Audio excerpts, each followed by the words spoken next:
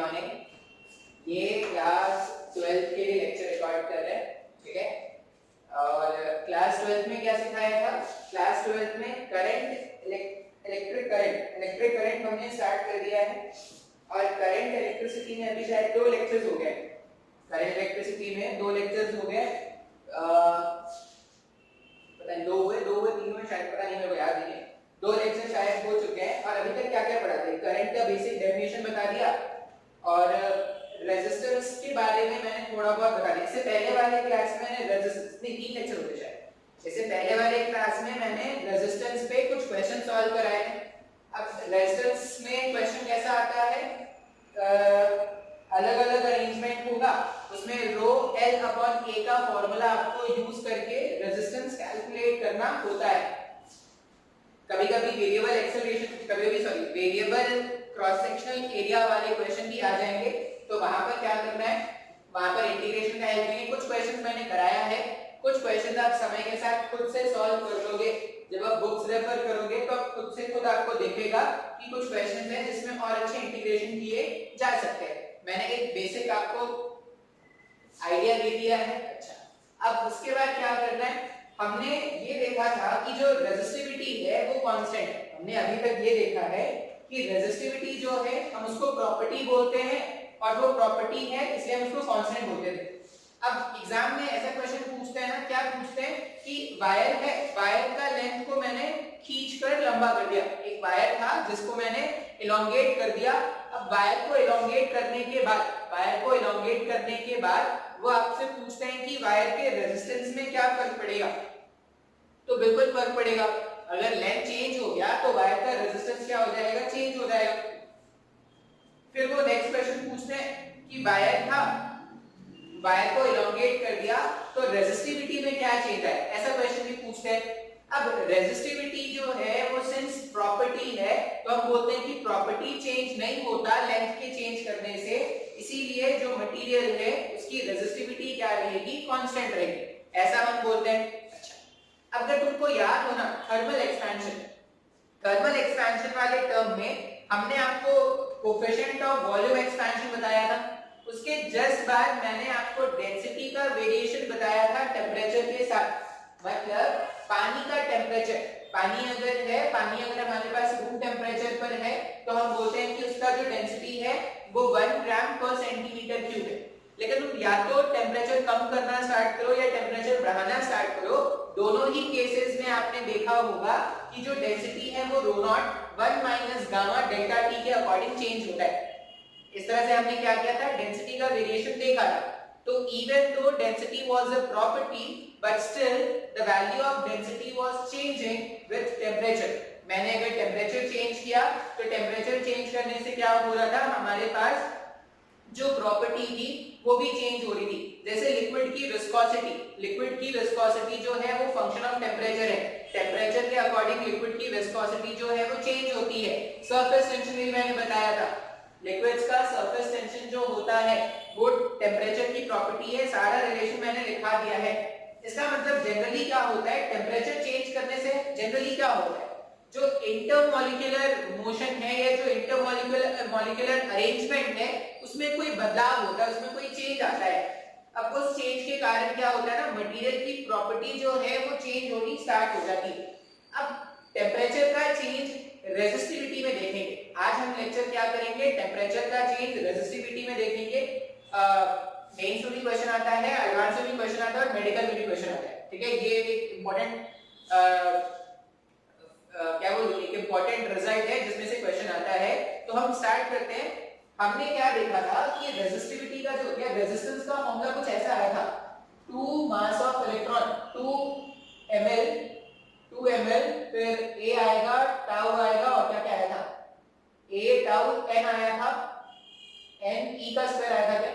n e square tau a, n e square tau a का देख लेते हैं, नहीं तो गलत बता दूंगा, दिक्कत हो जाएगा।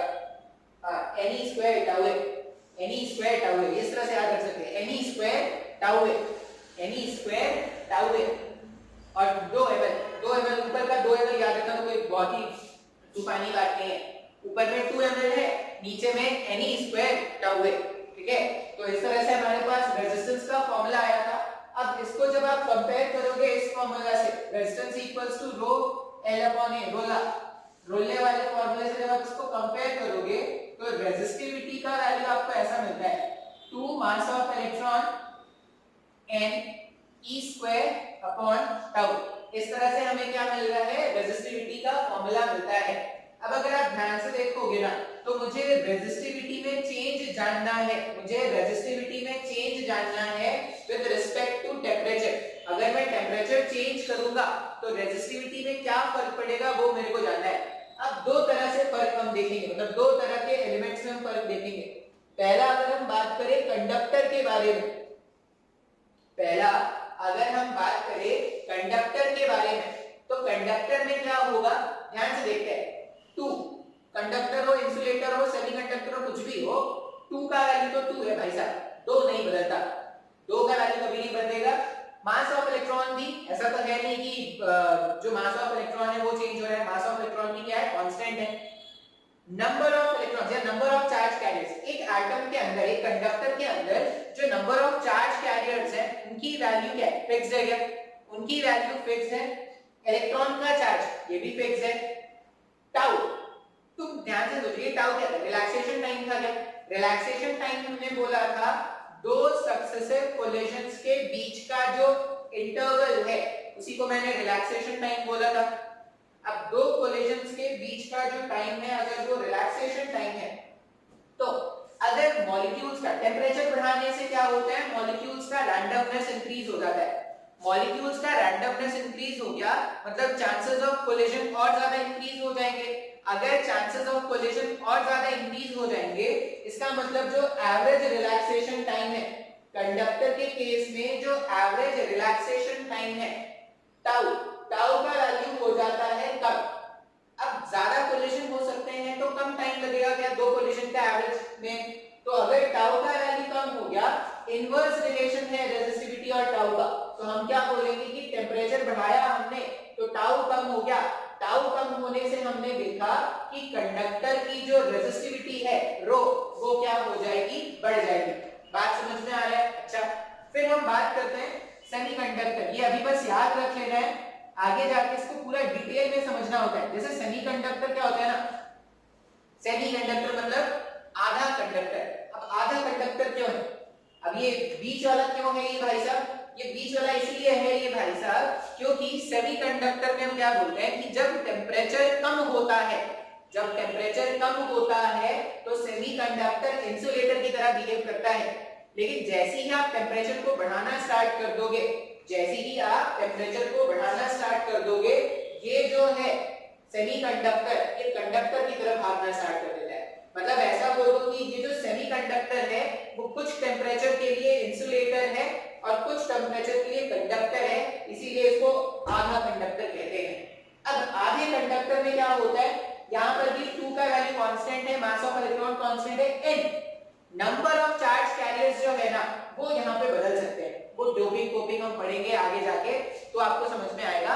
अभी के लिए आप बस इतना जान लो कि n का वैल्यू जो है, n का वैल्यू जो है अपन क्या कर रहे हैं, टेम्परेचर बढ़ा रही है, तो लिखा ही कि यहाँ पे ये भी लिख लेना, यहाँ पर with increase of temperature tau decreases, यहाँ पर भी क्या है, with increase of temperature n का वैल्यू क्या हो रहा है, बढ़ रहा है भाई साहब। अगर मैंने टेम्परेचर बढ़ा दिया तो n का वैल्यू बढ़ा, इलेक्ट्रॉन का चार्ज वो अभी भी कांस्टेंट है और टाउ, इलेक्ट्रॉन का चार्ज अभी भी कांस्टेंट है और टाउ के बारे में अगर मैं बात करूं तो ये टाउ का जो वैल्यू है, टाउ का वैल्यू अभी भी क्या हो जाएगा, कम हो जाएगा, क्योंकि रैंडमनेस इंक्रीज हुआ तो चांसेस ऑफ कोलिजन भी क्या हो जाएंगे, बढ़ जाएंगे। अब इस केस में क्या होता है ना, इसका बढ़ना और इसका कम होना, ये बढ़ रहा है, अगर ये बढ़ रहा है, अगर ये वैल्यू बढ़ रहा है तो रेजिस्टिविटी कम होना चाहिए, और अगर ये वैल्यू कम हो रहा है तो रेजिस्टिविटी बढ़ जाना चाहिए। ओवरऑल ये देखा जाता है कि नंबर ऑफ चार्ज कैरियर्स का बढ़ना जो है वो रिलैक्सेशन टाइम के कम होने को ओवर कंपनसेट कर देता है एक तरह से, या उससे ज्यादा हो जाता है। इसलिए नेट में क्या होता है, जो रेजिस्टिविटी होती है वो कम हो जाता है, मतलब नंबर ऑफ चार्ज कैरियर ज्यादा बढ़ते हैं रिलैक्सेशन टाइम के कम होने के कंपैरिजन में। तो इसीलिए हम ऐसा बोलेंगे कि अगर मेरे पास एक कंडक्टर है, मान लो मेरे पास एक कॉपर का रॉड था कॉपर के रॉड को अगर तुम हीट करोगे तो उसकी जो कंडक्टिविटी है, या रेजिस्टेंस के टर्म से बात कर रहे हैं, उसकी जो रेजिस्टिविटी है वो रेजिस्टिविटी क्या हो जाएगी, बढ़ जाएगी। रेजिस्टिविटी बढ़ गई मतलब रेजिस्टेंस उसका बढ़ जाएगा। सेमीकंडक्टर्स में क्या याद रखेंगे, अगर सेमीकंडक्टर है तो सेमीकंडक्टर में उस मटेरियल की जो रेजिस्टिविटी है वो कम हो जाती है। मैं सिलिकॉन, मान लो सिलिकॉन के बारे में अगर मैं बोलूं तो सिलिकॉन इज अ सेमीकंडक्टर, उसको अगर तुम हीट करना स्टार्ट करोगे तो उसकी रेजिस्टिविटी कम हो जाती है। रेजिस्टिविटी कम होने का मतलब है, अगर उसकी रेजिस्टिविटी कम हुई इसका मतलब वो जो मटेरियल है उसका रेजिस्टेंस कम हो जाएगा। बात समझ में आ रहा है? अब ये तो हो गया कि हुआ क्या था, मतलब हमने थोड़ा बेसिक लेवल में बात किया कि एक्चुअल में चल क्या रहा है। अब यहां से क्या करते हैं, एक फॉर्मूला बनाएंगे रेजिस्टेंस में चेंज कैसे हो रहा है टेंपरेचर के साथ, उसके लिए। तो आई होप ये आपको समझ में आया होगा। ये अगर समझ में आया है तो इसको रब कर देते हैं, इसको रब करके आगे देखना स्टार्ट करते हैं। अब एक्सपेरिमेंटली ऐसा देखा गया, ये बिल्कुल ना वैसा ही होगा जो थर्मल एक्सपेंशन, जैसा थर्मल एक्सपेंशन में हमने देखा था ना formula L equals to L naught 1 plus alpha delta T, ऐसे एक फॉर्मूला देखा था ना, बिल्कुल वैसा ही रिलेशन यहाँ पर भी आता है। क्या देखा गया है, dr, dr का मतलब small change in resistance, dr का मतलब क्या है यहाँ पर, स्मॉल चेंज इन रेजिस्टेंस या रेजिस्टिविटी मानते हैं यहाँ पर। अगर मैं लिखूं मान लो d रो, d रो, अगर रो में बदलाव आएगा तो रेजिस्टेंस में भी बदलाव आएगा, ठीक है। तो d रो जो है वो डायरेक्टली प्रोपोर्शनल है इनिशियल रो का। जो d रो है, जो d रो होगा, इनिशियल रो का नहीं, इनिशियल रो का बोल सकते हैं, d रो जो है वो डायरेक्टली प्रोपोर्शनल है इनिशियल रो का। और ये जो d रो है, ये जो d रो है वो डायरेक्टली प्रोपोर्शनल होगा टेंपरेचर चेंज का। ये जो ये बिल्कुल वैसा ही बात है, जो चेंज इन लेंथ होता था वो डायरेक्टली प्रोपोर्शनल होता था लेंथ के थर्मल एक्सपेंशन में, याद रखो। और जो चेंज इन लेंथ होता था वो डायरेक्टली प्रोपोर्शनल होता था चेंज ऑफ टेंपरेचर के। अब इनको जब कंबाइन करते थे तो ऐसा लिखते थे क्या, d rho is directly proportional to rho dt। अब फिजिक्स में ये प्रोपोर्शनैलिटी साइन अच्छा नहीं लगता तो उसको भगाते थे, उसको भगाएंगे कांस्टेंट मल्टीप्लाई करके। तो यहाँ पर जो कांस्टेंट है, अब ये कांस्टेंट यहाँ पर अल्फा होता है, ठीक है, ये डायरेक्टली प्रोपोर्शनल है, ये साइन क्या है, अल्फा है, तो ध्यान से लिखना। तो अल्फा रो dt, ये हमारे पास क्या है, d रो का वैल्यू है। अगर आप टेंपरेचर को dt अमाउंट से चेंज करते हो तो जो एलिमेंट है उसका d रो का वैल्यू इस तरह से चेंज होगा। बात समझ में आया है क्या? अब अगर आप ये रिलेशन को देखोगे ना, ये जो रिलेशन मेरे पास आया, मेरे पास रिलेशन आ गया d rho equals to alpha rho dt। यहाँ पर अल्फा को क्या बोलेंगे, अल्फा क्या है यहाँ पर, तो कोफिशिएंट ऑफ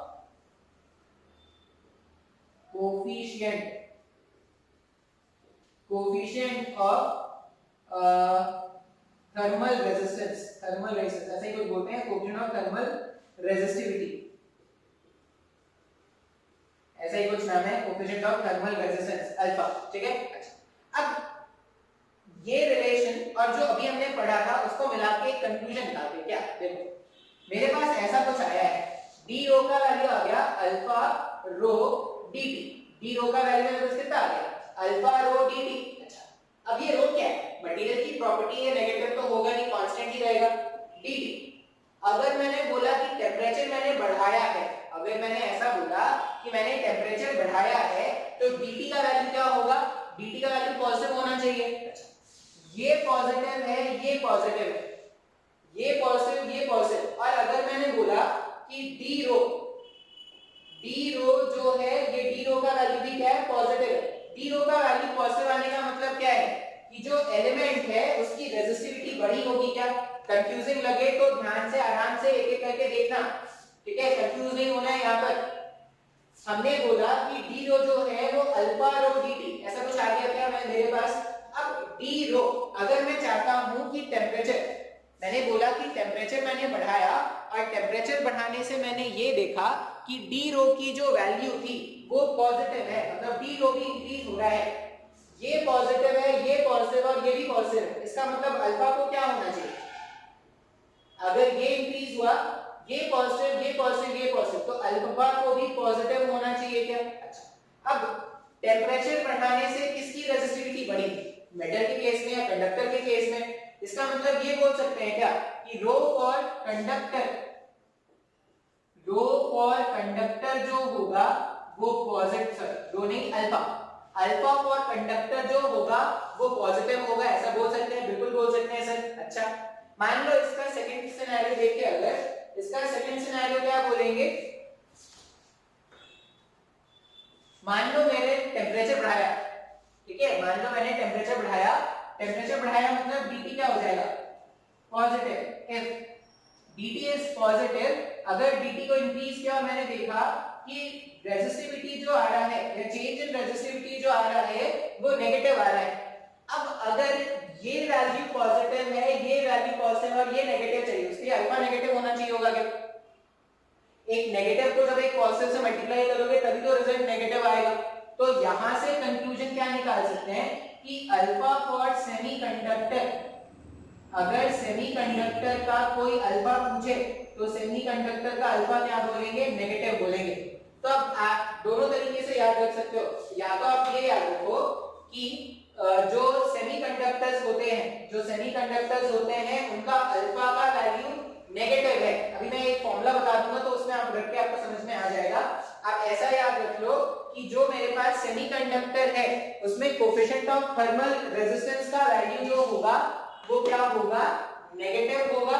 और alpha for the case of conductors, अगर मेरे पास कंडक्टर्स हैं तो कंडक्टर्स के केस में अल्फा का वैल्यू क्या रखेंगे, पॉजिटिव रखेंगे। बात समझ में आ रहा है। अच्छा, अब अगर मेरे को कोई रेजिस्टेंस निकालने हो, ऐसा क्वेश्चन कैसा आता है ना कि जैसे तुमने थर्मल एक्सपेंशन वाले क्वेश्चन सॉल्व किए होंगे कि इतने लेंथ पे अगर ये इतने टेम्परेचर पर अगर ये लेंथ है तो टेम्परेचर को 10 डिग्री सेल्सियस कर देने से फाइनल लेंथ क्या होगा, ये बताओ।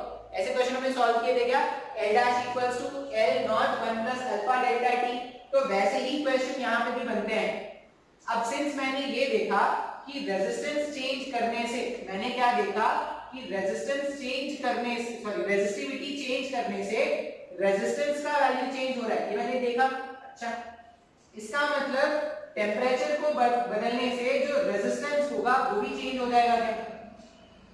अब ध्यान से देखना, एक फॉर्मूला डिराइव करेंगे। हमने क्या लिखा था, d rho equals to alpha, initial वाले को रो नॉट मान लेते हैं, अल्फा रो नॉट dt, ऐसा कुछ लिखा था क्या हमने, d rho equals to alpha rho naught dt। अब देखो इस तरह का चीज तुमने पहले कभी नहीं पढ़ा है तो ध्यान से देखना है। अब मेरे को इसके आगे प्रोसीड करना है तो इंटीग्रेट करना पड़ेगा, इंटीग्रेशन कर देते हैं। यहां पर d रो का इंटीग्रेशन कर रहे हैं और यहां पर अल्फा रो नॉट dt, इसका इंटीग्रेशन कर रहे हैं, ठीक है। इसमें लिमिट पुट करेंगे रो नॉट से लेकर कोई रो टी तक, रो टी अलग अलग पढ़ना है, कोई रोटी नहीं खिला रहा मैं तुमको, रो टी, रो नॉट से रो टी, डी रो का इंटीग्रेशन होगा और टेम्परेचर को इंटीग्रेट कर देते हैं टी नॉट से किसी टेम्परेचर टी तक। इसको जब आप सॉल्व करोगे तो डी रो का इंटीग्रेशन रो हो गया, अपर लिमिट रो T minus rho naught equals, अच्छा रो नॉट जो है, रो नॉट जो है वो कांस्टेंट है, बाहर निकाल दो, रो नॉट जो है वो कांस्टेंट है, बाहर निकाल दो। लेकिन अल्फा जो होता है वो कभी-कभी क्वेश्चन, कभी-कभी क्या होगा, क्वेश्चन में ऐसा गिवन होगा कि अल्फा जो है वो टेम्परेचर का फंक्शन है, अल्फा dt का इंटीग्रेशन कर देना t नॉट से लेकर t तक। ये एग्जैक्ट फार्मूला है, ये क्या है, ये एग्जैक्ट फार्मूला है। मेडिकल वाले बच्चों को एग्जैक्ट फार्मूला याद रखने की कोई जरूरत नहीं है, जो जेई वाले बच्चे हैं ना उनके लिए कभी-कभी ऐसे क्वेश्चन आ जाते हैं। क्वेश्चन कैसा आ जाएगा, सिंपल सा क्वेश्चन होगा, मान लो ऐसा बोल देंगे कि अल्फा जो है वो 2t के बराबर है, क्वेश्चन है, ठीक है। क्वेश्चन ऐसा बोल देंगे, जेई वाले बच्चों के लिए आता है ऐसा क्वेश्चन, अल्फा जो है उसका वैल्यू 2 टाइम्स ऑफ टेम्परेचर है, 2 टाइम्स ऑफ टेम्परेचर। अब अल्फा अगर आप देखोगे तो ये क्या हो रहा है, टेम्परेचर का फंक्शन है क्या, टेम्परेचर चेंज होगा तो जो मटेरियल का अल्फा है वो भी चेंज हो जाएगा। अब वो ये बोलेंगे कि अगर मैं ऐसा बोलूं, इफ रो नॉट का value is rho, if rho naught का value is rho, then find rho T, मतलब किसी भी टेम्परेचर टी पर रो टी का वैल्यू बताओ। तो यहाँ पर क्या लिखेंगे हम, ये फॉर्मूला जानते हैं ना, फॉर्मूला के हिसाब से लिखेंगे रो टी मुझे फाइंड करना है माइनस रो नॉट, क्वेश्चन में रो गिवन है, रो नॉट का वैल्यू, तो रो रहने दिया, इक्वल्स टू रो यहाँ पर भी रहने दो, अल्फा के प्लेस में 2t रख सकते हैं, तो यहाँ पे रख देंगे 2t dt और लिमिट पुट कर देंगे t नॉट से t तक, सिंपलीफाई कर देंगे तो किसी भी टेम्परेचर t पर तुमको अल्फा की एक वैल्यू मिल जाएगा क्या। अब ऐसे क्वेश्चन आते हैं, इस तरह के क्वेश्चन मैं इसलिए नहीं करा रहा, या करा तो दिया है, कैसे नहीं कराया है, बस यहाँ पे सॉल्व करोगे आंसर आ जाएगा। आई होप ये समझ में आया होगा। हमें एक्चुअल फॉर्मूला ये याद रखना होता है, एक्चुअल फॉर्मूला क्या है, rho T minus rho naught equals to rho naught alpha dt t naught से t तक, मतलब इनिशियल टेम्परेचर से फाइनल टेम्परेचर तक इंटीग्रेट कर देना, सिंपलीफाई करने से तुम्हारे पास एक रिजल्ट आ जाएगा। जैसे इसको अगर मैं सिंपलीफाई करूं ना तो t dt का इंटीग्रेशन हो जाएगा t²/2, 2 से 2 कैंसिल कर देंगे, upper limit lower limit simplify करेंगे तो rho as a function of temperature t मिल जाएगा क्या। अब ऐसे क्वेश्चन बहुत ही रेयरली आते हैं, इसलिए मैंने क्वेश्चंस में नहीं कराया। क्वेश्चन जो हमारे पास होगा 99% टाइम क्वेश्चन जो हमारे सिलेबस में होता है उसमें अल्फा का वैल्यू जो है वो कांस्टेंट माना जाता है, अल्फा का वैल्यू जो है वो कांस्टेंट माना जाता है और उसी पे बेस न्यूमेरिकल्स आते हैं इन जनरल। लेकिन अगर अल्फा वेरिएबल भी आ गया तो कुछ नया नहीं करेंगे, ये जो ब्रैकेट के अंदर फॉर्मूला लिखा है उसको सत्य मान के सिंपलीफाई कर लेंगे। अब यहां पर मैंने क्या बोला कि इफ अल्फा इज कांस्टेंट, अगर अल्फा कांस्टेंट है, टेम्परेचर का फंक्शन नहीं है, तो अल्फा कांस्टेंट है, इंटीग्रेशन से बाहर निकाला जा सकता है, तो यहां पे क्या लिखेंगे रो टी, एम्बुलेंस आई है किसी को लेने, पता नहीं किसको लेके जाएंगे यहां से, rho T minus rho naught equals to rho naught, alpha constant था बाहर निकाल दिया और यहां पर आ रहा है dt का इंटीग्रेशन करोगे t आ जाएगा, ये हो जाएगा upper limit t lower limit t naught. अब जब इसको सिंपलीफाई करोगे तो ऐसा आ जाएगा rho t equals to rho naught plus rho naught alpha final temperature minus initial temperature, मैं इसको लिख दे रहा हूं डेल्टा t करके, ठीक है, final temperature minus initial temperature को मैंने लिख दिया डेल्टा t।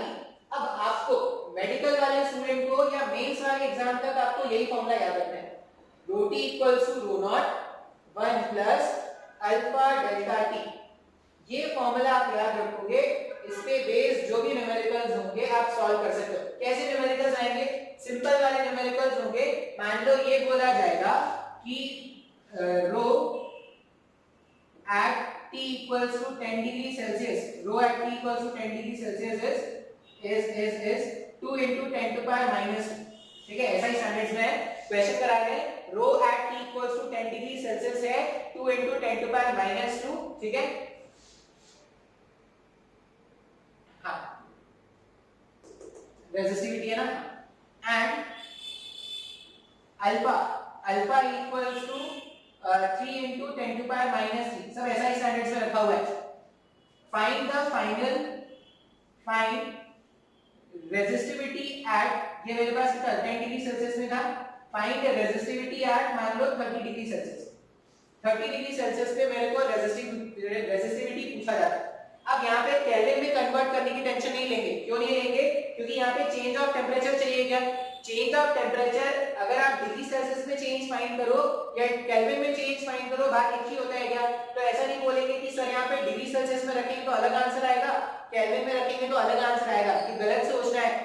जब भी हम टेम्परेचर चेंज फाइंड करते हैं, आप टेम्परेचर चेंज जब भी लिखोगे तो डिग्री सेल्सियस में हो केल्विन में हो कोई फर्क नहीं पड़ता। अब अगर मैं ये फॉर्मूला यूज कर लूं तो मुझे रेजिस्टिविटी फाइंड करना है 30 डिग्री सेल्सियस पर, इसका वैल्यू क्या लिखेंगे, रो नॉट का वैल्यू कितना था 2 into 10 to power minus 2 था, 1 प्लस अल्फा का वैल्यू कितना है 3 into 10 to power minus 3 और टेम्परेचर चेंज कितना हो रहा है 10 से 30 हो गया, मतलब 20 का टेम्परेचर चेंज हो गया क्या। अब इसको सिंपलीफाई कर लेंगे तो जो भी आएगा वो हमारा वैल्यू हो जाएगा। बात समझ में आया है क्या। तो ये सिंपल से क्वेश्चन होते हैं रेजिस्टिविटी के चेंज पे। इन जनरल क्या होता है, इन जनरल रेजिस्टिविटी जो है वो प्रॉपर्टी है, कांस्टेंट है, लेकिन अगर आप टेम्परेचर का वेरिएशन लाना स्टार्ट करोगे तो because of the variation in temperature resistivity का वैल्यू भी क्या होगा, चेंज होना स्टार्ट हो जाएगा। अच्छा, ऐसा क्वेश्चन ना, ये जो फॉर्मूला रेजिस्टिविटी में है सेम फॉर्मूला वो रेजिस्टेंस में भी लिखते हैं। जैसे अब हम क्या करते हैं, रेजिस्टिविटी के चेंज, रेजिस्टिविटी को चेंज करने से रेजिस्टेंस भी तो बदल जाएगा। अगर किसी भी मटेरियल की रेजिस्टिविटी में कोई चेंज आया इसका मतलब उसका रेजिस्टेंस भी चेंज हो जाएगा। अब जैसा फॉर्मूला हमने रेजिस्टिविटी में लिखा है ना, वैसा ही फॉर्मूला रेजिस्टेंस में भी होता है, R equals to R naught 1 plus alpha delta T। अब याद क्या रखना है, किसी भी टेम्परेचर पर जो रेजिस्टेंस होता है उसको बोलते हैं RT। इनिशियल टेम्परेचर पे जो रेजिस्टेंस गिवन है, जैसे यहाँ पे 10 डिग्री सेल्सियस पे जो रेजिस्टिविटी गिवन थी उसको मैंने इनिशियल मान लिया, तो उसको मैंने रो नॉट पुट कर दिया। अल्फा का वैल्यू जनरली क्वेश्चन में गिवन होता है और टेम्परेचर चेंज आपको गिवन होगा। अब बगैर क्वेश्चन बना लेते हैं इसमें, मतलब बहुत सारे क्वेश्चन बना लेते हैं, तो बेकार वाले कैलकुलेशन वाले क्वेश्चन में नहीं सॉल्व कराऊंगा। आपको बस दो फार्मूला याद रखना है। एक फार्मूला आप ये याद रखना कि rho T equals to rho naught 1 plus alpha delta T है। अगर टेम्परेचर में बदलाव लाया जाएगा, तो इस तरह से हम रेजिस्टिविटी में बदलाव फाइंड करेंगे। और रेजिस्टेंस में कैसा बदलाव आएगा उसके लिए बस लिख देंगे, जहां पर रो लिखा था वहां पे r से रिप्लेस कर देना, तो सेम टाइप के फॉर्मूलास आ जाएंगे। तो ये मेरे पास रेजिस्टिविटी में या रेजिस्टेंस में बदलाव है विद चेंज ऑफ टेम्परेचर। अब ऐसे क्वेश्चन एग्जाम में आते हैं, सिर्फ ये दो फॉर्मूलाज याद रखेंगे। और अगर आप एडवांस के बारे में सोचते हो तो वो जो 10% वाला केस मैंने बताया था ना, जिसमें अल्फा भी कांस्टेंट था, तो वो अल्फा फंक्शन ऑफ टेम्परेचर दे देंगे और आपको बोलेंगे कि अच्छा भाई साहब अगर अल्फा जो है वो टेम्परेचर का फंक्शन है तो किसी गिवन टेम्परेचर पर रेजिस्टिविटी की क्या वैल्यू होगी, तो वो फाइंड करना पड़ेगा। उसको अल्फा को इंटीग्रेशन के अंदर रखना, जो एग्जैक्ट फार्मूला है वो याद रखना, सिंपलीफाई करना, आंसर आ जाएगा। बात समझ में आया है क्या। नोट करते हैं इसका।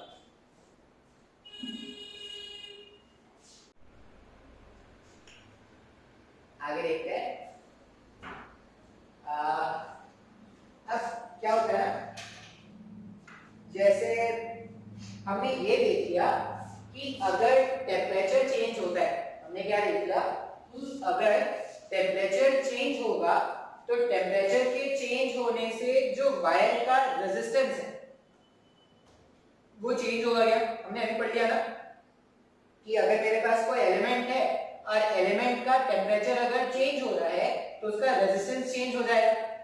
अब प्रैक्टिकली अगर सोचोगे ना तो ये बहुत ही बुरी बात है, यह बहुत ही मुश्किल वाली बात है। क्यों, मान लो तुम्हें बोला गया कि एक इंस्ट्रूमेंट बनाओ, ठीक है, तुम्हें बोला गया कि एक इंस्ट्रूमेंट बनाओ और तुमने वो जो इंस्ट्रूमेंट है वो बनाया गर्मी के टाइम पे। तुमने जब एक्सपेरिमेंट किया, तुमने जब वो इंस्ट्रूमेंट बनाया तो तुमने क्या किया, जब जून जुलाई की तपती हुई दोपहरी वाली गर्मी थी तब तुमने इंस्ट्रूमेंट बनाया और इंस्ट्रूमेंट को यूज करना है जनवरी के टाइम पे, ठीक है, या दिसंबर के टाइम पे। मतलब हमने इंस्ट्रूमेंट कब बनाया था, जून जुलाई में, लॉकडाउन में बैठे थे तो इंस्ट्रूमेंट बना लिया। अब वो इंस्ट्रूमेंट को यूज कब करना है, जब लॉकडाउन खुल जाएगा तब, मतलब ठंड के टाइम, ऐसा हम सोच रहे हैं कि खुल जाएगा। अब मान लो जो वायर तुमने यूज किया उसका रेजिस्टेंस तुमने गर्मी की वो जो जून जुलाई वाली गर्मी में मेजर की थी तो उसका रेजिस्टेंस तुमको मिला था 10 ओम, ठीक है। अच्छा, अब जो टेम्परेचर है ठंड के टाइम में, जैसे मैं दिल्ली के बारे में अगर बात करूं तो नॉर्मली गर्मी में वहां पे जो टेम्परेचर होता है वो 40 के आसपास पहुंच जाता है और ठंड के टाइम में जो टेम्परेचर होता है वो 10 के आसपास रहता है, ठीक है। तो तुमने जो इंस्ट्रूमेंट बनाया था वो तुमने बनाया था 40 डिग्री के हिसाब से। उसमें तुमने बोला कि ठीक है भाई जो वायर मैंने लिया है उसका रेजिस्टेंस मान लो 10 ओम है एट 40 डिग्री सेल्सियस। लेकिन जब उस इंस्ट्रूमेंट को यूज करना है जब रूम टेम्परेचर कितना है 10 डिग्री सेल्सियस का, तो वो टेम्परेचर अब 10 तो नहीं रहेगा, 10 से कम हो जाएगा। अब अगर टेम्परेचर कम हुआ तो रेजिस्टेंस कम हो गया, रेजिस्टेंस कम हो गया मतलब तुम्हारा पूरा का पूरा जो इंस्ट्रूमेंट था वो बेकार हो गया। क्या इंस्ट्रूमेंट बेकार क्यों हो गया? क्योंकि उसमें से जो रीडिंग आएगी वो बेकार रीडिंग आएगी, गलत रीडिंग आएगी। तुमने सोचा था कि तुमने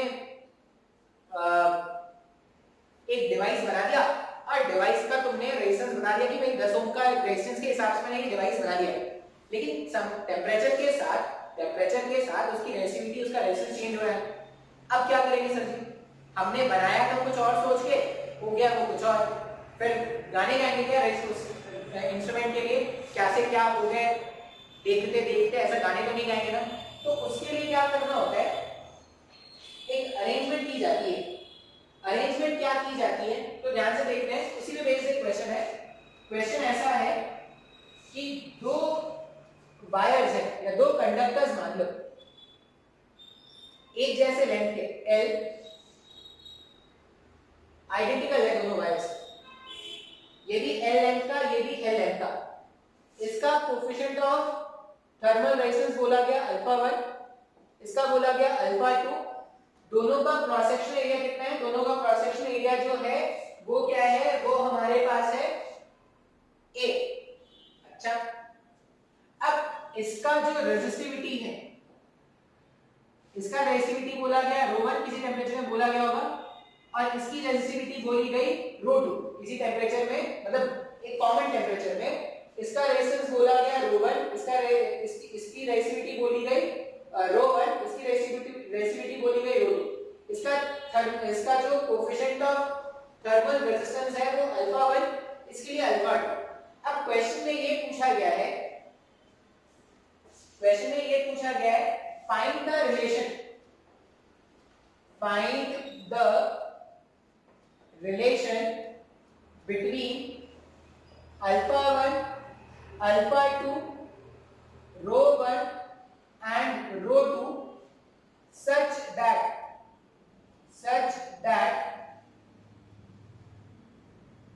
resistivity of the combination, या resistance लिख लो, such that resistance of the combination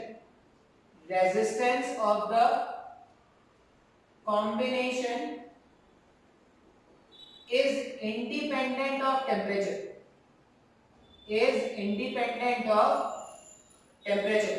बात समझ में आ रहा है क्या? मतलब बाहर का टेम्परेचर कुछ भी हो जाए, इस अरेंजमेंट का जो रेजिस्टेंस है वो नहीं बदलना चाहिए।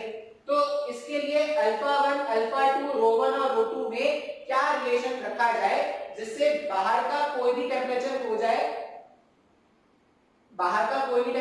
जाए, उससे इसके रेजिस्टेंस पर कोई फर्क ना पड़े। बिल्कुल सर। अब अगर आप लॉजिकली सोचोगे, मान लो मेरे को क्वेश्चन नहीं आता है, कि मेरे को बेसिक आता है, मैं क्या चाहता हूं कि मुझे टेम्परेचर अगर मैंने बढ़ाया तो मुझे इसका रेजिस्टेंस में कोई चेंज नहीं चाहिए। यहां से सुनना, मैंने बोला कि क्वेश्चन मुझसे ये बोल रहा है कि तुम टेम्परेचर बढ़ा दो, टेम्परेचर कम कर दो, दोनों ही केस में इसका जो रेजिस्टेंस है वो नहीं बदलना चाहिए। अभी कैसे हो सकता है? मान लो एक का अल्फा हो पॉजिटिव और दूसरे का अल्फा हो नेगेटिव, अब टेम्परेचर चेंज में अगर इसका अल्फा पॉजिटिव, मान लो अल्फा 1 पॉजिटिव है, तुम अगर टेम्परेचर बढ़ाओगे तो इसका रेजिस्टेंस क्या हो जाएगा? बढ़ जाएगा। लेकिन अगर इसका अल्फा नेगेटिव होता तो टेम्परेचर बढ़ाने से इसका रेजिस्टेंस क्या हो जाएगा? कम हो जाएगा। क्या इसका बढ़ा हुआ रेजिस्टेंस और इसका कम होता हुआ रेजिस्टेंस अगर दोनों इक्वल हो गया, मतलब जो कंडीशन है वो मैच हो जाएगा। जितना ये बढ़ा उतना ये कम हो गया। मान लो पहले 5 था, इसका भी रेजिस्टेंस 5 था, इसका भी रेजिस्टेंस 5 था। अब इसका रेजिस्टेंस बढ़ के 5.5 हो गया, इसका रेजिस्टेंस कम होके 4.5 हो गया। इक्विवेलेंट तो अभी भी 10 ही मिल रहा है। दोनों का जब तुम ऐड करोगे तो रेजिस्टेंस अभी भी तो 10 मिल रहा है ना। तो हम क्या बोलेंगे कि इस तरह का अरेंजमेंट तभी पॉसिबल होगा जब एक कंडक्टर होगा और एक क्या होगा? एक कंडक्टर होगा और एक क्या होगा? सेमी कंडक्टर होगा। अब क्वेश्चन का सॉल्यूशन बहुत ही आसान है, लेकिन ये कांसेप्ट था जो आपको समझ में आना चाहिए। मेडिकल में डायरेक्टली पूछते हैं कि अल्फा 1 और अल्फा 2 में क्या रिलेशन होना चाहिए, तो एक पॉजिटिव होना चाहिए, एक नेगेटिव होना चाहिए, जिससे क्या हो जाएगा? इसका रेजिस्टेंस अगर बढ़ेगा तो इसका कम कंपनसेट कर देगा। अब देखते हैं, हमने क्या बोला कि रेजिस्टेंस जो है वो टेम्परेचर के इंडिपेंडेंट होना चाहिए। इसका मतलब सिस्टम का जो रेजिस्टेंस पहले है इसी टेम्परेचर T पर है, बाद के टेम्परेचर में भी वही रेजिस्टेंस रहना चाहिए ना। पहले अगर आप रेजिस्टेंस देखोगे तो अभी अभी जो गिवन सिनेरियो है उसके हिसाब से रेजिस्टेंस क्या लिखेंगे, ρ1 L A पहले वाले का प्लस ρ2 L A। जब मैंने टेम्परेचर नहीं बढ़ाया था, सपोज रूम टेम्परेचर पे जब रखा हुआ था, तो जो मेरे को रेजिस्टेंस मिला इन दोनों कनेक्शन का वो क्या है, ρ1 LA प्लस ρ2 LA, ये मिल रहा है क्या। अब अगर मैंने टेम्परेचर को बढ़ा दिया, अगर तापमान बढ़ा दिया गया है, तापमान बढ़ाने से ρ1 का वैल्यू बदल जाएगा क्या। जो नया ρ1 होगा वो क्या हो जाएगा, ρ1 1 प्लस अल्फा 1, मान लो टेम्परेचर चेंज है डेल्टा टी का, ρ1 1 प्लस अल्फा 1 डेल्टा टी, जो नया रेसिपिटी है वो ये आ गया फिर से L अपॉन A। उसी तरह अगर मैं यहां पर लिखूंगा तो ρ2 के प्लेस में लिख देंगे 1 plus alpha 2 delta T L upon A, इस तरह से लिखा जा सकता है क्या। अब इसको थोड़ा क्या करते हैं, सिंपलीफाई कर देते हैं। इसको जैसे ही सिंपलीफाई करोगे आपके पास आंसर मिलना स्टार्ट हो जाएगा। अब simplify L upon A L upon A L upon A L upon A तो सब जगह से मैं गायब कर सकता हूं, L A L A L A L A L A New York, L A मैंने गायब कर दिया। यहाँ पे टर्म आ रहा है ρ1 प्लस ρ2 इक्वल्स टू, पहला टर्म हो जाएगा ρ1 plus ρ1 alpha 1 delta T, next term हो जाएगा ρ2 प्लस ρ2 अल्फा 2 डेल्टा टी। अब ये ρ1 प्लस ρ2, ये ρ1 ये ρ2 से गायब हो जाएगा, तो रिलेशन ये आ रहा है क्या, ρ1 alpha 1 delta T plus ρ2 alpha 2 delta T equals to 0। Delta T सब जगह से गायब कर दो, तो जो रिलेशन लेके आना था ना वो ये लेके आना था, alpha 1 ρ1 alpha 1 plus ρ2 alpha 2 equals to 0। ये रिलेशन है जो अगर सैटिस्फाई हो गया तो हमें क्या मिल जाएगा, इंडिपेंडेंट ऑफ टेम्परेचर के एक रेजिस्टेंस मिल जाएगा। बात समझ में आया है क्या, बिल्कुल सच्ची, तो बहुत ही आसान था। कंडीशन यूज किया और हमने क्या कर दिया, सिंपलीफाई करके आंसर लिख दिया। स्क्रीन पॉज करेंगे और इसको नोट कर लेंगे। एक छोटा सा टर्म और बचता है डेफिनेशन में, उसका सर्किट सॉल्व करना स्टार्ट कर देंगे। छोटा सा और क्या बचता है, तो करंट डेंसिटी, एक छोटा सा टर्म आएगा करंट डेंसिटी। नेक्स्ट डेफिनेशन लिखेंगे करंट डेंसिटी। अब करंट डेंसिटी का मतलब क्या है, डेंसिटी का मतलब हो गया कि उसको या तो वॉल्यूम से डिवाइड करते हैं या एरिया से डिवाइड करते हैं। अब ये जो करंट डेंसिटी ना सीखेंगे यहाँ पर, करंट डेंसिटी सीखेंगे यहाँ पर, लेकिन इसके क्वेश्चन आएंगे जहां कहां पर जाके मैग्नेटिज्म में सीखेंगे। अभी ये जो टर्म है वो अभी सीख लेंगे, लेकिन इसका जो एक्चुअल यूज होगा वो यूज होगा जब हम पढ़ेंगे मैग्नेटिज्म। ठीक है, जब तक मैं ये व्हाइट बोर्ड रब कर लूं तब तक आप कुछ भी कर सकते हो, आप फ्री हो, आप कुछ भी कर सकते हो। देखते हैं हमने क्या बोला कि मान लो एक हमारे पास इस तरह का कंडक्टर है और इस कंडक्टर में क्या हो रहा है, करंट जो है कोई आई अमाउंट का करंट जो है वो फ्लो कर रहा है। ठीक है, मैं क्या पढ़ा रहा हूं आपको, करंट डेंसिटी।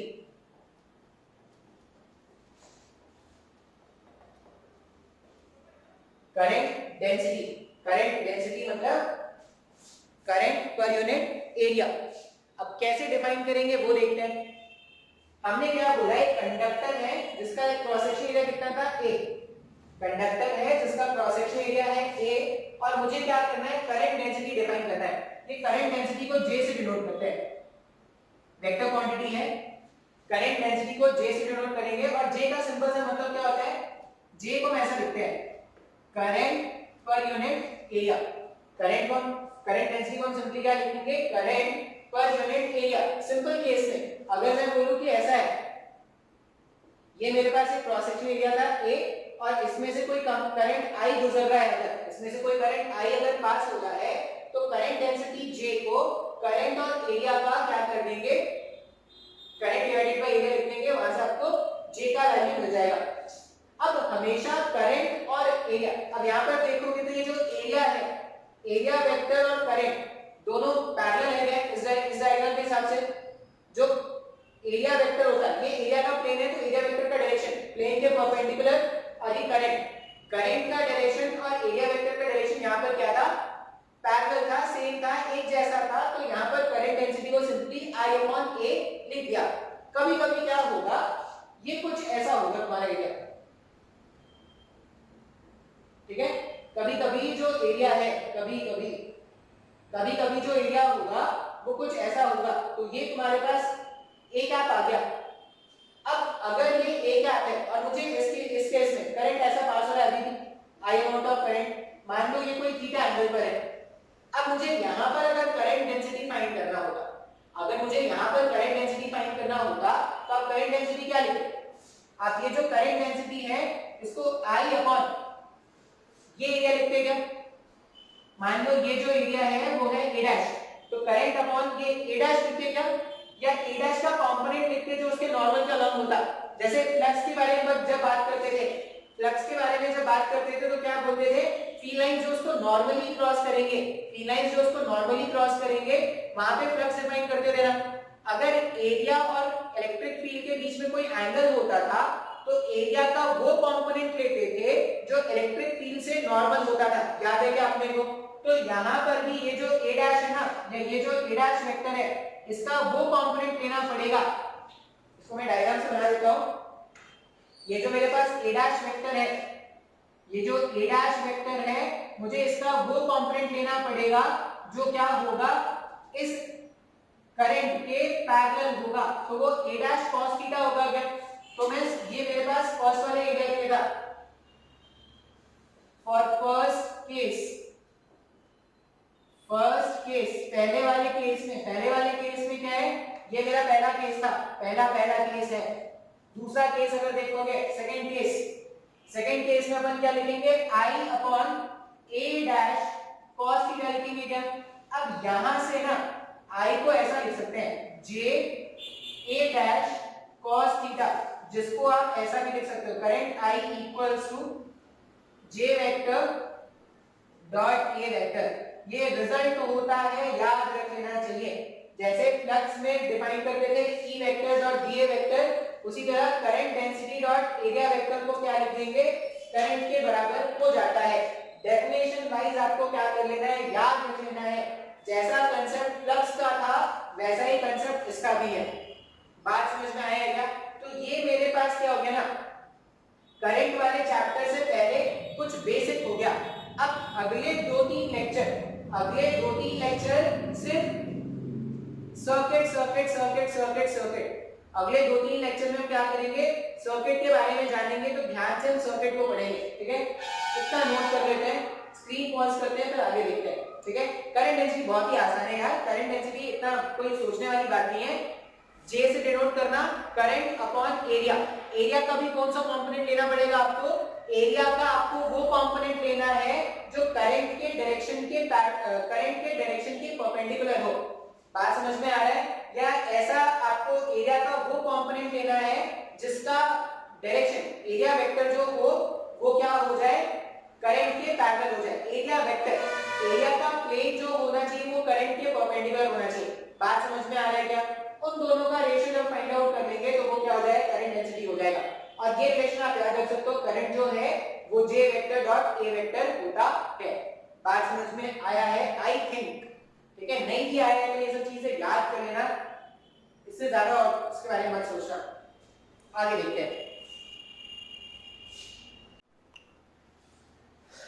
देखते हैं, basic circuit solving techniques. Basic circuit solving technique, ठीक है। देखो ये यहां पर समझ लोगे ना तो फिर किसी भी तरह के क्वेश्चन आ जाएंगे, सब सारे के सारे क्वेश्चन सॉल्व हो जाएंगे। बस जो बेसिक टेक्निक्स मैं बताऊंगा एकदम ध्यान से सुनना, क्या करते हैं कैसे सॉल्व करते हैं वो ध्यान से सुन लोगे तो इसमें टाइम नहीं लगेगा, आसान होता ही है। बस तुमको अपने टीचर को समझना पड़ेगा कि टीचर क्या बताना चाह रहा है। एक बार अगर तुमने अपने तुम्हारे टीचर के मन की बात समझ ली तो ये बेसिक सर्किट सॉल्विंग टेक्निक्स तुमको बहुत ही आसान लगने वाला है। अभी देखते हैं, मान लो एक इस तरह से ये, अब बार बार मैं कंडक्टर नहीं बनाऊंगा, मैं इस तरह से आड़े टेढ़े लाइन बनाऊंगा, मैं इस तरह से आड़े आड़े ऐसे जिगजैग वाला लाइन बनाऊंगा। ये जिगजैग जो लाइन होगा उसको मैं क्या बोलूंगा, ये कंडक्टर है जिसका कुछ ना कुछ रेजिस्टेंस होगा। मान लो ये कंडक्टर का रेजिस्टेंस है R और इसमें करंट फ्लो कर रहा है I, इसमें करंट फ्लो कर रहा है I, ये पॉइंट है A, ये पॉइंट है B। अब इसमें मेरे को ओम्स लॉ का इक्वेशन लिखना है। ओम्स लॉ क्या बोलता है, ओम्स लॉ बोलता है कि करंट जो होगा किसी भी रेजिस्टर के थ्रू वो डायरेक्टली प्रोपोर्शनल है potential difference applied across its and. अब कुछ बातें आप एकदम याद रखना, करंट अगर A से B की तरफ जा रहा है, करंट अगर A से B की तरफ जा रहा है तो कौन सा पोटेंशियल ज्यादा होगा, A वाला पोटेंशियल ज्यादा है या B वाला पोटेंशियल ज्यादा है। तो करंट अगर हायर पोटेंशियल से लोअर पोटेंशियल की तरफ फ्लो करता है, इसका मतलब potential of A must be greater than potential of B। अब यहां पर जब आप ओम्स लॉ लिखते हो ना, V इक्वल्स टू IR, इसमें एक्चुअल में ये V क्या लिखते हैं, V लिखते हैं पोटेंशियल डिफरेंस।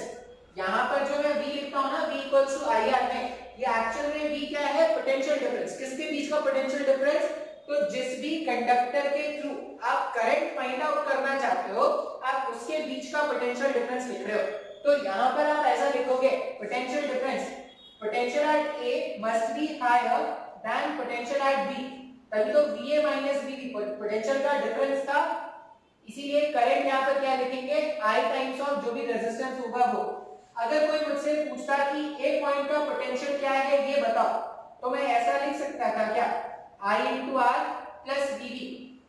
इस तरह से एक पॉइंट का पोटेंशियल लिखा जा सकता है ना, हाँ या ना। अब अगर आप एक चीज ध्यान से देखोगे ना, एक चीज अगर आप ध्यान से देखोगे तो अगर मैं A से B तक गया, B वाले पॉइंट पर पोटेंशियल कम हो गया क्या, A का पोटेंशियल ज्यादा था, B का पोटेंशियल कम हो गया। बिल्कुल सर जी। इसका मतलब ये बोल सकते हैं क्या कि जब भी करंट के अलोंग मूव करेंगे तो पोटेंशियल जो होगा वो कम होता जाएगा।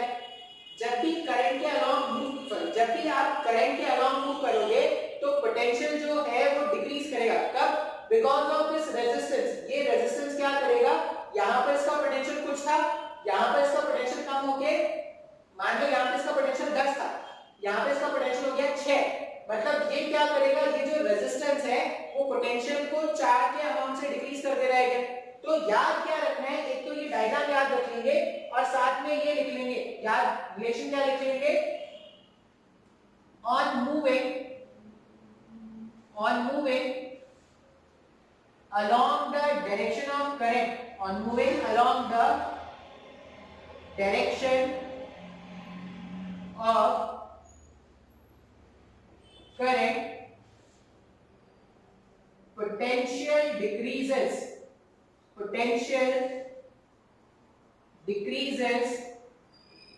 through the resistance. Potential decreases through the resistance. This is known as potential drop. This is known as potential drop. बात समझा है क्या? याद क्या रखेंगे, जब भी हम करंट के डायरेक्शन में चलते हैं तो एक पॉइंट से दूसरे पॉइंट ऑफ अ रेजिस्टर होना जरूरी है। कंडक्टिंग वायर्स का हम कोई रेजिस्टेंस नहीं मानते। इन जनरल जो कंडक्टिंग वायर्स हैं उनका रेजिस्टेंस नहीं मानते। तो अगर कोई याद होगा ना कि सर मैं A से यहां तक आ गया मान लो, तो यहां से यहां पे पोटेंशियल ड्रॉप नहीं हुआ क्या? नहीं। अगर हुआ भी है ना, कितना नेग्लिजिबल ड्रॉप हुआ है कि हम उसको कंसीडर नहीं करते। हम ऐसा मानते हैं कि जो कनेक्टिंग वायर्स हम यूज कर रहे हैं उसका रेजिस्टेंस क्या है, नेग्लिजिबल है, ना के बराबर है। अब उसका रेजिस्टेंस अगर ना के बराबर है तो यहाँ से यहाँ पे ड्रॉप कितना है 0।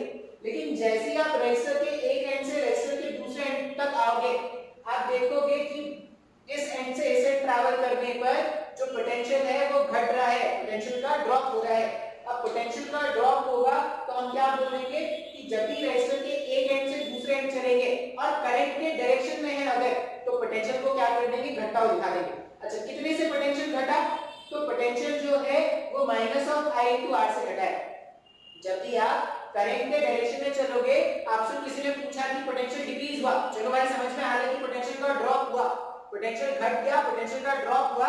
किसी ने अगर आपसे पूछा कि कितने का पोटेंशियल ड्रॉप हुआ है वो तो बताओ, तो कितने का पोटेंशियल ड्रॉप होगा तो करंट टाइम्स ऑफ इसका रेजिस्टेंस लिख दो। बात समझ में आ रहा है। लेकिन अगर मान लो B से A चलते तो यहां का पोटेंशियल कम है, ध्यान से सुनना इसको, यहां का पोटेंशियल कम है, यहां का पोटेंशियल ज्यादा है। मतलब जब मैं B से A चल रहा हूं या मैं ऐसा बोलूं कि जब मैं करंट के ऑपोजिट डायरेक्शन में चलूंगा तो रेजिस्टेंस के थ्रू मूव करने पर पोटेंशियल इंक्रीज हो जाएगा क्या? बिल्कुल सर जी। तो ये इस तरह से याद रखेंगे, अगर करंट के डायरेक्शन में चले, अगर करंट के डायरेक्शन में चले और रेजिस्टर के एक एंड से रेजिस्टर के दूसरे एंड तक जा रहे हैं, रेजिस्टर के एक एंड से रेजिस्टर के दूसरे एंड तक जा रहे हैं तो पोटेंशियल जो है वो minus of I into R से घट जाता है। यहाँ पर देखो अगर बीबी का पोटेंशियल लिखना होगा तो क्या लिखते हैं, बीए माइनस आई आर लिखते हैं ना, मतलब ए पॉइंट का जो पोटेंशियल है वो आई इंटू आर से कम हो गया।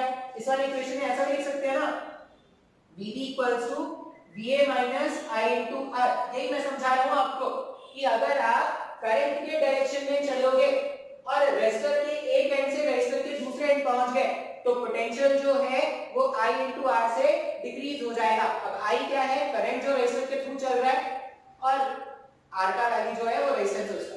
लेकिन अगर आप इसका उल्टा सोचते, मान लो B से A तक जा रहे हैं, अगर B से A तक जा रहे हैं तो अगर आप देखोगे तो करंट के ऑपोजिट डायरेक्शन पर या करंट के ऑपोजिट डायरेक्शन मूव करने पर पोटेंशियल जो है वो I इंटू आर से इंक्रीज हो रहा है क्या? ये स्टेटमेंट देखो, यहाँ पर B पॉइंट का पोटेंशियल BB था, करंट के ऑपोजिट डायरेक्शन में चले तो पोटेंशियल I इंटू आर से इंक्रीज हो गया, तो A पॉइंट का नेट पोटेंशियल कितना लिखा, I into R plus BB। ये स्टेटमेंट आपको याद रखना पड़ेगा कि करंट के डायरेक्शन में चलेंगे और रेजिस्टेंस मिलेगा अगर तो पोटेंशियल को क्या कर देंगे, ड्रॉप करा देंगे, डिक्रीज करा देंगे। अच्छा इसका वाइस वर्सा क्या है, अगर करंट के ऑपोजिट डायरेक्शन में चलेंगे, करंट है और करंट के ऑपोजिट डायरेक्शन में चला जाए अगर तो ऐसा बोल देंगे कि पोटेंशियल जो है वो I इंटू आर से इंक्रीज हो जाएगा। अच्छा अब ये तो हो गया रेजिस्टर की बात। बेसिकली जो सर्किट तुमको मिलेगा ना उसमें क्या होंगे, कुछ रेजिस्टर होंगे और कुछ बैटरीज होंगी। अब बैटरी से देखते हैं कि बैटरीज को कैसे हैंडल करेंगे। सर्किट में अगर बैटरी मिल जाए तो बैटरी को कैसे हैंडल करना है वो देखते हैं। अब बैटरी मैंने आपको समझाया था, मैंने बैटरी के बारे में आपको बताया है, बैटरी का एक हायर पोटेंशियल होता है और एक क्या होता है, लोअर पोटेंशियल। जैसे मान लिया जाए कि बैटरी है और बोला गया कि 10 वोल्ट का, मैंने रेजिस्टर के बारे में बता दिया। अब क्या करते हैं, बैटरीज को देखते हैं कि बैटरी अगर आ जाएगा सर्किट में तो बैटरीज को कैसे हैंडल करेंगे। अब मैंने यहाँ पे एक सर्किट डायग्राम बनाया है, ए और बी दो पॉइंट है जिनके बीच में एक बैटरी कनेक्टेड है 10 वोल्ट का। मुझसे बोला गया है VA माइनस VB का वैल्यू लिखने को और VB माइनस VA का वैल्यू मेरे को लिखने के लिए बोला गया। अच्छा अब अगर आप ध्यान से देखो, मान लो मैं VA माइनस VB लिखना चाहता हूँ तो मैं क्या कर रहा हूँ, A पॉइंट से B पॉइंट तक जाने की कोशिश कर रहा हूँ। क्या A पॉइंट से B पॉइंट तक जाने की कोशिश कर रहा हूँ। ध्यान से देखना मैं कैसे लिख रहा हूँ। ये मेरे पास क्वेश्चन नंबर 1 है और ये क्वेश्चन नंबर 2 है। मैंने स्टार्ट किया पॉइंट ए से, मैंने बोल दिया कि पॉइंट ए का पोटेंशियल कितना है VA। मैंने स्टार्ट किया पॉइंट ए से और मैंने लिख दिया कि पॉइंट ए का पोटेंशियल कितना है VA। बिल्कुल। फिर अब जब मैं यहां से होता हुआ इधर जाऊंगा तो 10 वोल्ट का मतलब है कि यहां और यहां के बीच का पोटेंशियल डिफरेंस 10 वोल्ट है। अब मैं बैटरी के हायर टर्मिनल से अगर बैटरी के लोअर टर्मिनल की तरफ मूव कर रहा हूं तो पोटेंशियल डिक्रीज हुआ होगा क्या? मैं बैटरी के हायर टर्मिनल से बैटरी के लोअर टर्मिनल की तरफ मूव कर रहा हूं। बैटरी के हायर टर्मिनल से अगर बैटरी के लोअर टर्मिनल की तरफ मूव करोगे तो पोटेंशियल जो है वो डिक्रीज हो जाएगा। अब यहां पर अगर आप ध्यान से देखोगे ना तो पोटेंशियल डिक्रीज हुआ है कितने से, 10 वोल्ट का डिक्रीज हुआ होगा क्या। अगर पोटेंशियल 10 वोल्ट से डिक्रीज हो गया तो यहाँ पर क्या लिख देंगे, -10, इस तरह से लिख देंगे। अब फाइनली मुझे कहां पर पहुंचना था, फाइनली मुझे पॉइंट बी पर पहुंचना है, तो या आप उसको ऐसा लिख सकते हो, या तो -dv = 0 लिख दो। स्टार्ट करके जहां तक पहुंचना है पूरा लिख देने के बाद इसको या तो 0 लिख सकते हैं या ऐसा भी लिख सकते हैं, va -10 = vb, पॉइंट बी तक पहुंच गए।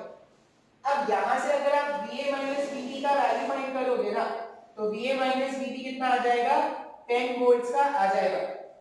ठीक है, अच्छा मान लो क्वेश्चन 2 सॉल्व करना होता अगर, तो क्वेश्चन 2 में अपन क्या करेंगे, पॉइंट बी से स्टार्ट करेंगे। तो मैंने मान लिया कि पॉइंट बी का पोटेंशियल जो है वो कोई Vb का है। अब बैटरी के इस वाले टर्मिनल से बैटरी के इधर जा रहे हैं, लोअर टर्मिनल से हायर टर्मिनल की तरफ जाएंगे तो पोटेंशियल बढ़ गया क्या, कितने से बढ़ जाएगा, तो पोटेंशियल 10 से बढ़ जाएगा। ये क्या हो जाएगा, पोटेंशियल एट पॉइंट ए हो जाएगा। तो जब आप इसको सिंपलीफाई करके लिखोगे ना तो Vb माइनस Va कितना हो जाएगा, -10 वोल्ट्स का हो जाएगा। तो बेसिकली जो सर्किट के एलिमेंट्स होंगे वो होगा रेजिस्टेंस और क्या होगा, सेल। अब याद क्या रखना, अगर आप करंट के डायरेक्शन में चल रहे हो, अगर आप करंट के डायरेक्शन में चल रहे हो तो आप क्या कर दोगे, पोटेंशियल का ड्रॉप दिखा देना। कितना ड्रॉप, तो I × R का ड्रॉप दिखा देना पोटेंशियल का। और अगर आप सेल के बारे में बात करोगे तो सेल के अगर हायर पोटेंशियल से लोअर पोटेंशियल की तरफ गए, मतलब पोटेंशियल क्या हुआ, डिक्रीज हुआ, तो पोटेंशियल डिक्रीज हुआ, जो भी उसका पोटेंशियल डिफरेंस होगा उतने से डिक्रीज करा देना। अगर नेगेटिव से या लोअर टर्मिनल से हायर टर्मिनल की तरफ गए तो पोटेंशियल का इंक्रीज दिखा देना। अब अगर एक सिंपल सा क्वेश्चन है बोलूं, मान लो सिंपल सा क्वेश्चन कैसा है, एक इस तरह से रेजिस्टेंस है, ये पॉइंट है ए, ये पॉइंट है बी, मान लो ये 2 ओम है, ये 3 ओम है, करंट जो चल रहा है वो 2 एम्पियर्स का चल रहा है और ये बोला गया है 10 वोल्ट्स है। ठीक है, आपसे क्वेश्चन में पूछा गया है फाइंड Va Vb, ये क्वेश्चन में पूछा गया है। क्वेश्चन में क्या बोल रहे हैं, फाइंड Va Vb। अब कैसे स्टार्ट करेंगे, तो पॉइंट ए से लिखना स्टार्ट करते हैं। पॉइंट ए का पोटेंशियल लिख दिया मैंने Va, पॉइंट ए से लिखना स्टार्ट करते हैं, पॉइंट ए का पोटेंशियल लिख दिया मैंने Va। अब मैं करंट के डायरेक्शन में चल रहा हूं क्या, ए से बी की तरफ जाने की कोशिश कर रहा हूं। अगर मैं करंट के डायरेक्शन में चलूंगा तो पोटेंशियल का ड्रॉप दिखाएंगे रेजिस्टेंस के अक्रॉस। कितना ड्रॉप दिखाना होता है, तो करंट इनटू रेजिस्टेंस का ड्रॉप दिखा देंगे। करंट इनटू रेजिस्टेंस का अगर आप ड्रॉप दिखाओगे तो ये -4 का ड्रॉप दिखा दिया जाएगा क्या, बिल्कुल सर, -4 का ड्रॉप दिखा दो। बैटरी के हायर टर्मिनल से बैटरी के लोअर टर्मिनल की तरफ मूव कर रहे हैं। अब बैटरी के हायर पोटेंशियल से लोअर पोटेंशियल की तरफ अगर मूव कर रहे हैं तो बैटरी में पोटेंशियल का ड्रॉप होगा क्या, बैटरी में पोटेंशियल का ड्रॉप होगा, कितने का ड्रॉप होगा, तो 10 वोल्ट्स का ड्रॉप दिखाना है। 10 वोल्ट का ड्रॉप दिखाओगे तो क्या कर दोगे, -10 लिख दोगे। फिर यहाँ पर जो करंट यहाँ पे चल रहा था वही करंट यहाँ पे चलेगा ना, चार्जेस कंजर्व रहते हैं, जितना चार्ज बैटरी में एंटर करेगा उतना ही चार्ज बैटरी से बाहर भी चला जाएगा। तो चार्जेस कंजर्व है, इसका मतलब जितना करंट यहाँ से एंटर करेगा उतना ही करंट यहाँ से बाहर भी चला जाएगा। तो इसमें भी कितना करंट है, इसमें भी करंट 2 एम्पियर्स का है। 2 एम्पियर्स का करंट अगर है तो ये कितना हो जाएगा, 3 × 2 -6 का ड्रॉप यहाँ पर हो जाएगा। ये Vb के बराबर लिख सकते हैं क्या। अब मुझे Va Vb का वैल्यू जानना है, तो Vb वाले टर्म को इधर भेज दिया इक्वल्स टू के और बाकी सबको उधर भेज दो, तो ये 20 वोल्ट्स का ड्रॉप आ जाएगा क्या Va Vb का। सर नहीं आया समझ में ये, हाँ या ना। मान लो कोई बोलता कि ये पॉइंट सी है, ये बीच में कहीं पॉइंट सी है और मुझे क्या करना है, VBC का वैल्यू फाइंड करना है। मान लो मुझे VBC का वैल्यू फाइंड करना है, ऐसा बोल रहे हैं कि पोटेंशियल बिटवीन B और C, इसका मतलब होता है potential at B minus potential at C का वैल्यू मुझे फाइंड करना है। अगर किसी ने बोला होता VBC का वैल्यू ढूंढो, तो VBC का वैल्यू ढूंढना है मतलब potential at B minus potential at C लिखना है। अब फिर से कहां से स्टार्ट करेंगे, तो B वाले पॉइंट से स्टार्ट करते हैं, देखते हैं बी वाले पॉइंट से स्टार्ट कर दिया मैंने लिखा वीबी, इसे हटा दो भाई, सब काम खत्म हो गया है। मैंने लिखा वीबी। अब मैं करंट के डायरेक्शन के ऑपोजिट चल रहा हूं क्या? अगर मैं करंट के डायरेक्शन के ऑपोजिट चलूंगा तो पोटेंशियल का इंक्रीज दिखाएंगे, कितने का? तो 2 into 3 6 का इंक्रीज दिखा दो। तो यहाँ पे लिख दो प्लस में 6। फिर बैटरी के लोअर टर्मिनल से बैटरी के हाई टर्मिनल की तरफ मूव कर रहे हैं, तो यहाँ पे पोटेंशियल का इंक्रीज दिखा देंगे कितने से? +10 से। ये मेरे को VC के बराबर मिल जाएगा क्या? मुझे VB माइनस VC का वैल्यू जानना है, तो VB C अगर मैं लिख दूंगा तो कितना आ जाएगा? -16 वोल्ट आ जाएगा क्या? हाँ या ना? तो अगर आप ध्यान से देखो ना आपको समझ में आ जाएगा। ये वैल्यू कम होगा C के कंपैरिजन में, तभी तो करंट इधर चल रहा है ना। अगर करंट इस तरफ से चल रहा था मतलब इधर का कोई भी पॉइंट जो है वो हायर पोटेंशियल होगा B के कंपैरिजन में। अब अगर आप लोअर पोटेंशियल से हायर पोटेंशियल को माइनस करोगे तो रिजल्ट नेगेटिव आएगा क्या? इससे वो नेगेटिव आ रहा है। सर मेरे को नहीं समझ में आया कुछ भी। अरे बहुत ही आसान है भाई साहब, अभी तो कुछ बताया ही नहीं है, सिर्फ इतना बोल रहे हैं कि अगर तुमको मिलता है रेजिस्टेंस, तो रेजिस्टेंस करंट के डायरेक्शन में अगर जाओगे तो पोटेंशियल का ड्रॉप दिखा देना, करंट के डायरेक्शन के ऑपोजिट चलोगे तो पोटेंशियल का इंक्रीज दिखा देना। बैटरी के लिए भी क्या याद रखेंगे?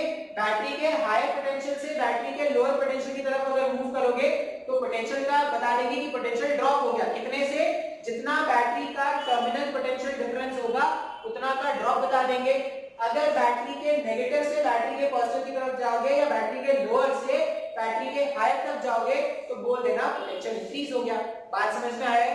फिर बेसिक सर्किट इस तरह से सॉल्व करते हैं। अभी और भी क्वेश्चंस करेंगे लेकिन आज इतना ही कर देते हैं।